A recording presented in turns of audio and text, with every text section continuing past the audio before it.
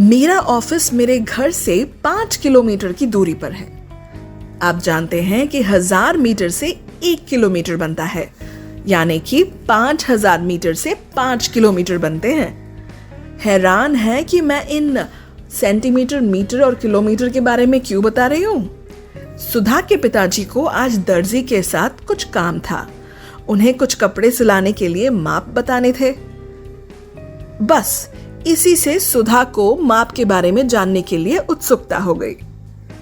तो आइए सुधा के साथ मिलकर हम भी सीखें।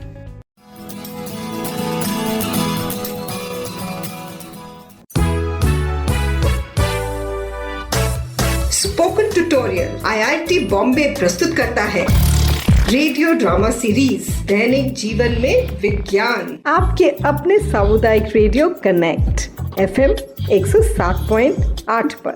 जी हाँ, रेडियो कनेक्ट, जो जनता से जुड़े डायरेक्ट, वही है सामुदायिक रेडियो कनेक्ट।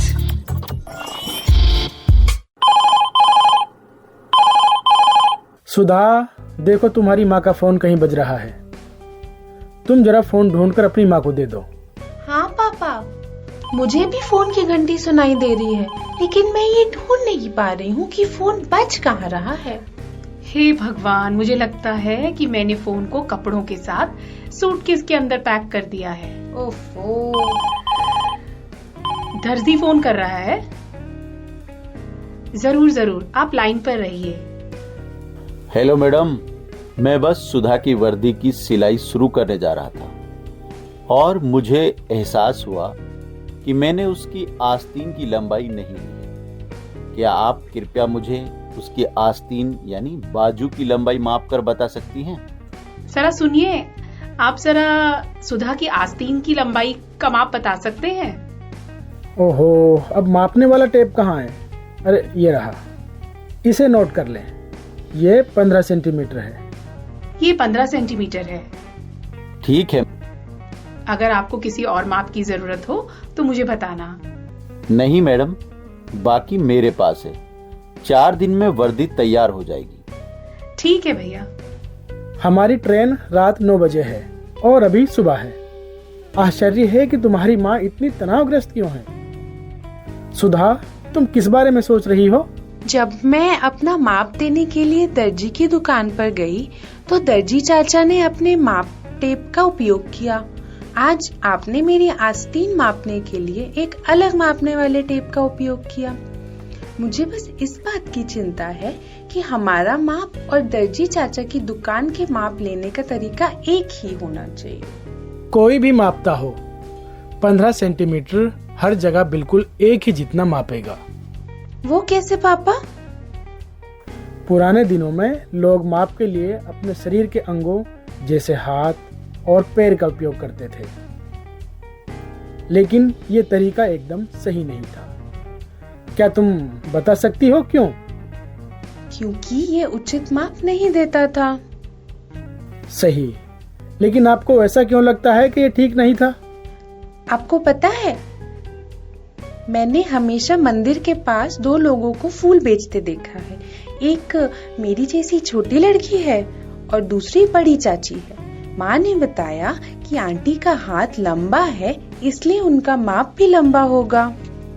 अच्छा सुधा, इस भ्रम को स्पष्ट रूप से समाप्त करने के लिए यूनिट्स यानी इकाइयों की एक अंतर्राष्ट्रीय प्रणाली है, जिसे आमतौर पर SI यूनिट के नाम से जाना जाता है। वो क्या है पिताजी? फ्रांस में एक संगठन है जो लंबाई, वजन, समय, तापमान आदि के लिए मानक इकाइयां रखता है। जब हम इस माप प्रणाली यानी सिस्टम का उपयोग करते हैं तो इससे कोई फर्क नहीं पड़ता कि इसे कौन मापता है या हम कहाँ मापते हैं, ये हमेशा समान रहेगा। तो आज जब आपने मेरी आस्तीन की लंबाई मापी तो क्या SI इकाई सेंटीमीटर है? हाँ, मीटर लंबाई SI इकाई है। इसे और अधिक सुविधाजनक बनाने के लिए उन्होंने सेंटीमीटर, मिलीमीटर, किलोमीटर आदि जैसे उपमाप बनाए। 100 सेंटीमीटर से 1 मीटर बनता है। वाह, ये तो बहुत इंटरेस्टिंग है। पापा, लेकिन ये मिलीमीटर और किलोमीटर क्या होता है? ये तुम्हारा आज का होमवर्क है। जब हम आज रात को रेल यात्रा पर जाएंगे तो रास्ते में तुम इस बारे में पढ़ना। जरूर पापा। अभी जाओ, तुम्हारी माँ तुमको बुला रही है। उनकी पैकिंग में मदद करवाओ। हाँ हाँ ठीक है, जा रही हूँ मैं। दैनिक जीवन में विज्ञान, यह स्पोकन ट्यूटोरियल आईआईटी बॉम्बे द्वारा सामुदायिक रेडियो कनेक्ट FM 107.8 पर प्रस्तुत किया गया। जनता से जुड़े डायरेक्ट, यही है सामुदायिक रेडियो कनेक्ट। तो सुनना न भूलें।